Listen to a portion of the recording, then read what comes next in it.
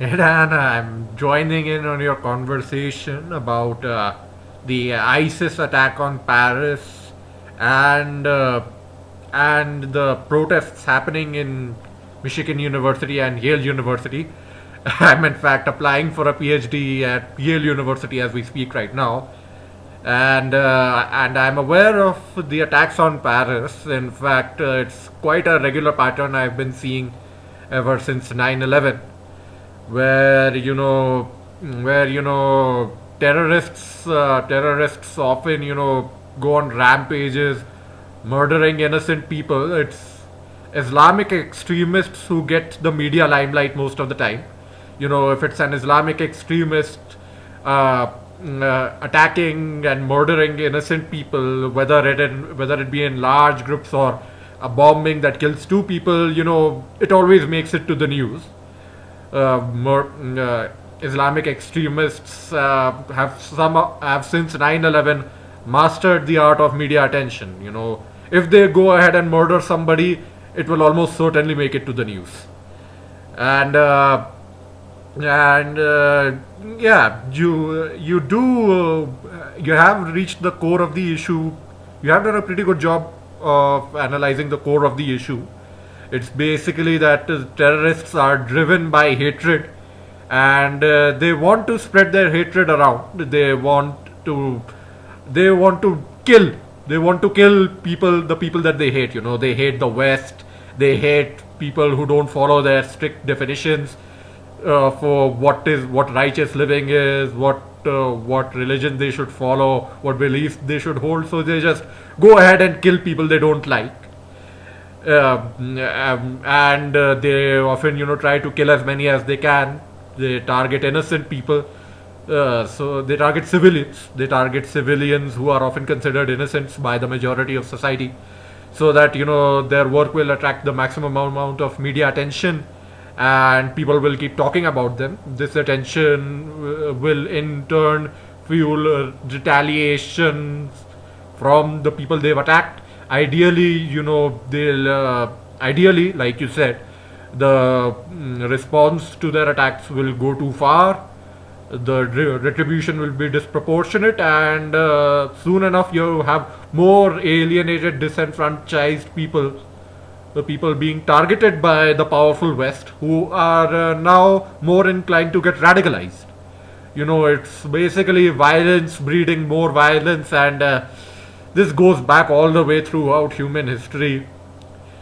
Throughout human history, we've are the tendency of people to pick fights with one another and go all out to destroy those that they hate.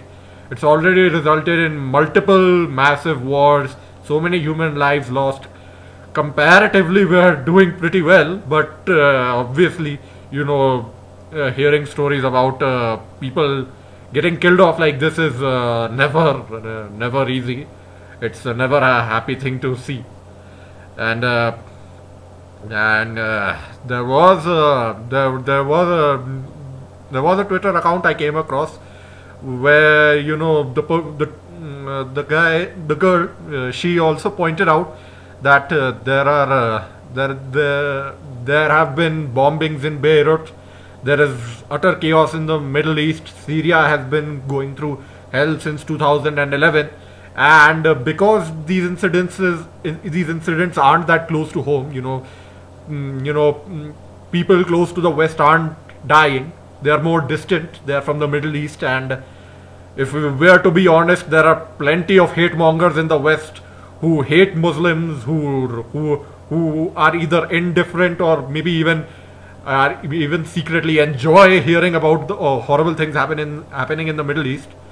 We are much less sensitive to that, is my point. We are much less sensitive to when similar chaos happens in the Middle East, when Muslims are killing other Muslims, and again, the results of excessive military action, whether it's because of some chaos the U.S. instigated thanks to their war on terror, whether it's Israel or the Palestinians killing each other off. There's a lot of chaos going around. It's just that the Islamic extremists who are carrying on the legacy of 9/11, they are the ones who get the most media attention, and they know it. ISIS knows it. They are following in the footsteps of Al Qaeda. Al Qaeda hogged the media attention all the way from 2001 to Osama bin Laden's killing, and ISIS is following in their footsteps. They know the attention they're getting, and they like it. They capitalize on it by murdering as many people as they can, by being as horrible, as brutal as they can, and they incite more hatred.